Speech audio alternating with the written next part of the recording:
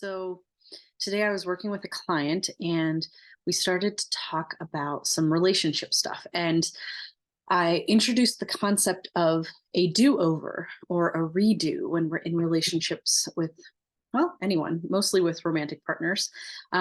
This is a concept that I've used to great success in my relationship. And I wanted to share it with everyone because when I went to look online to try to find a resource to share with my client, I wasn't able to find one. And I was like, gosh darn it, I'm just going to make my own video about it. So this video is all about how to do a do over with your partner.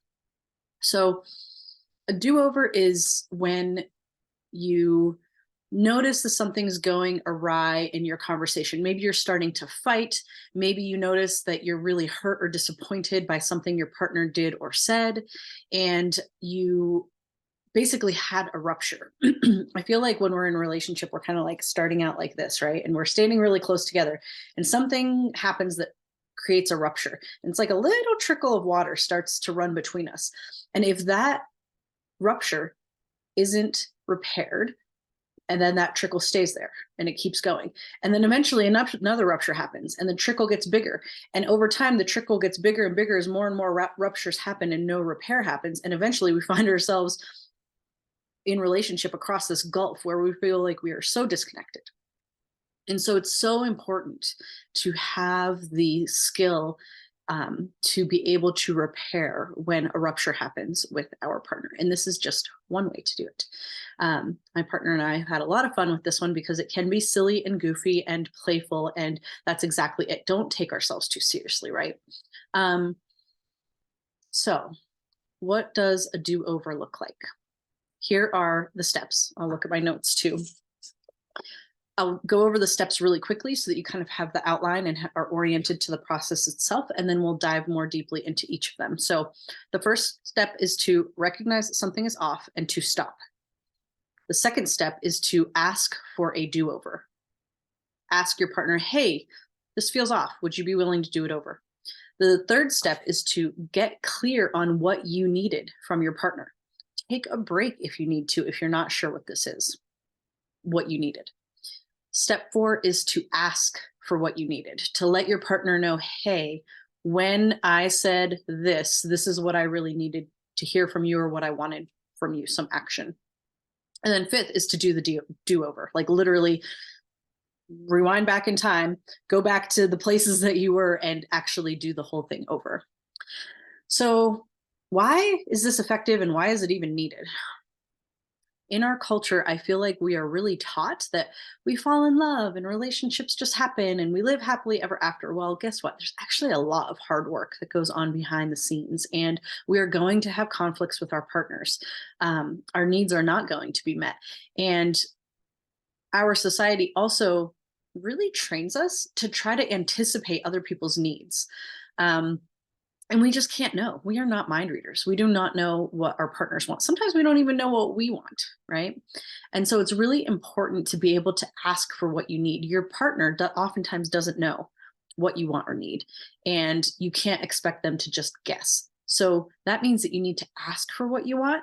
And if you want a better relationship, a do-over is something that you can do to help train your partner to respond to you in the ways that you would hope to be responded to. It's up to your partner to decide if they want to address your need in this way and if they can show up in the way that you're asking, but this is how we can do it. So for instance, I'll just use for example that I really love it when, well, I guess I'll tell a little story. From my history, it is really important to me that when I come home, that I am greeted in an enthusiastic manner by my partner. And so I remember coming home from some trip at some point in time. I don't even remember exactly. This was a long time ago. And my partner was distracted and doing whatever. And he was living his life, which he is completely authorized to do. That is exactly what he should have been doing. And I noticed that when he didn't immediately drop everything that he was doing and rush over to the door and greet me with a hug and a kiss and show excitement that I had arrived home, that I felt really disappointed and hurt. And I think the conversation probably went something like me being snarky and maybe storming off or just kind of giving him the cold shoulder or something like that, right? and which is not healthy. Like, so there's that rupture, right? And so what we did was, instead, that I took a moment, I'm sure we started to argue or something, and we took a moment, I took a moment, and I was like, well, how can I talk about this in a different way, rather than being like, um criticizing him, like, well, you should have come over here and said hello, and I can't believe that you just ignored me like that, or something. To get really vulnerable and to ask for what we need. Asking for what we need is a really vulnerable thing, because oftentimes as children, when we asked for our needs to be met, the adults in our lives did not meet us with openness and a willingness to do that. Sometimes our needs get dismissed, or we're told to stop overreacting, or whatever the case may be. And so it's a skill that we can learn as adults to ask for what we need.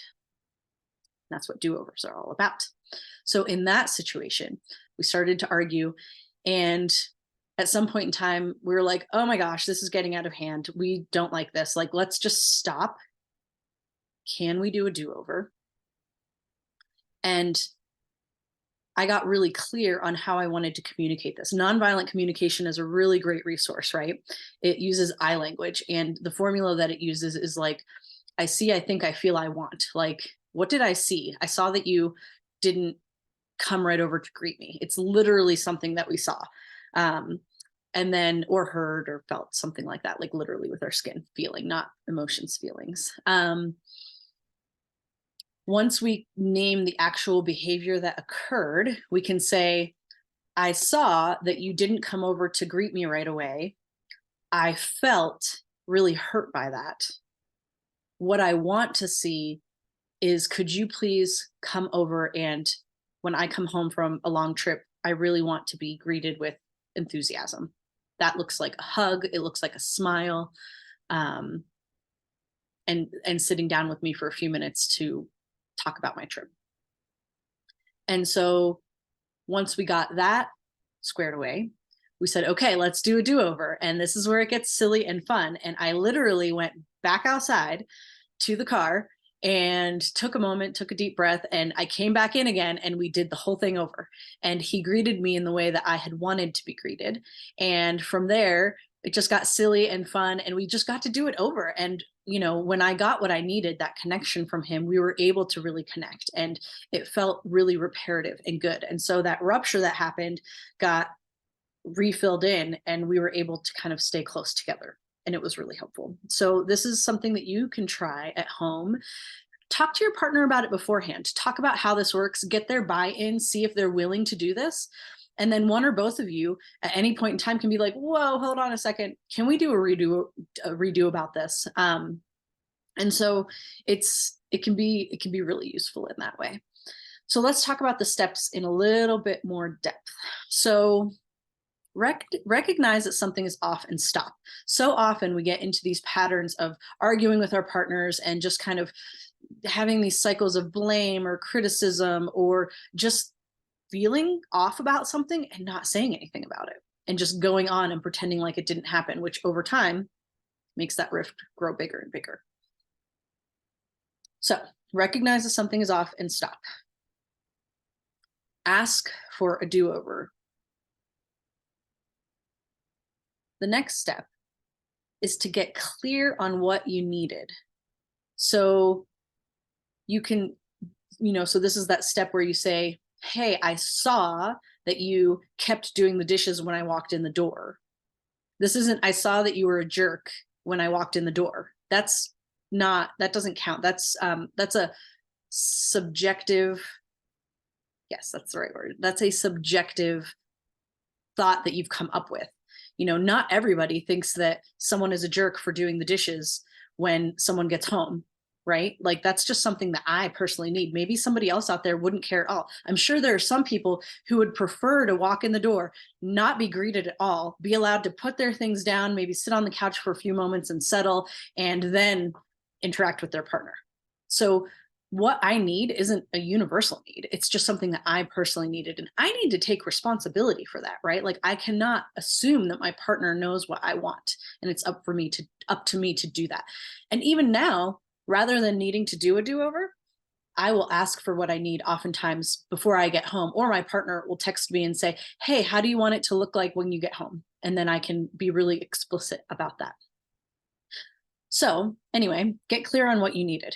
If you need to take a break to do this, if the argument's gotten going and you're both pretty ramped up, like take a break, go take a walk, go do some chore in the yard, do a little bit of reading, whatever it is to help yourself sort of settle. Really look into yourself and say, what did I need in that moment? Like, gosh, he kept doing the dishes, but what would I have wanted to see in that moment? What would have made me feel really good and connected to him? And so when I get clear on that, I can come back to my partner and say, hey, when I came in the door, I saw that you were doing the dishes and you did not come right over to greet me. And I felt really hurt by that because I really wanted you to be excited that I was home and I wanted to feel welcome. And what I would like to see that would make me feel welcome and connected to you is for you to stop what you're doing, make contact with me. Maybe you need to, rinse the soap off your hands. You don't need to run right over, but, look over your shoulder, make contact with me, say hi, and come over as soon as you can and give me a big hug and sit with me and ask me about how my trip went and be available to me for a few minutes. Is that something that you can do for me? And then as the partner who is getting the request, it's up to you to decide, is that something that I can do? Maybe that's not my natural tendency, and that's fine. But the question really is, we're in a relationship, which means that we are relating to the other person. That person is here. We are over here. How are we going to relate to them when we come into contact with each other? And knowing that all of our needs are different, and that's fine. And so when somebody asks us to meet a need of theirs, it is our job to very cleanly say, yes, I can do that for you, or no, I don't. When we change our behavior to meet our partner's needs, it's not because we have to or because they're going to get mad at us, so we better, and we're just going to go ahead and say yes, and then we're going to be super resentful about it and like, I can't, this is so stupid, right? If that's where you're going to be coming from, then it's best to just say no, because obviously you don't have the capacity within you to meet that request, right? Which is fine. And then you can negotiate, right? How a yes works is recognizing, oh, I do this differently than the way that my partner does or wants me to do it. They've asked me to do it differently.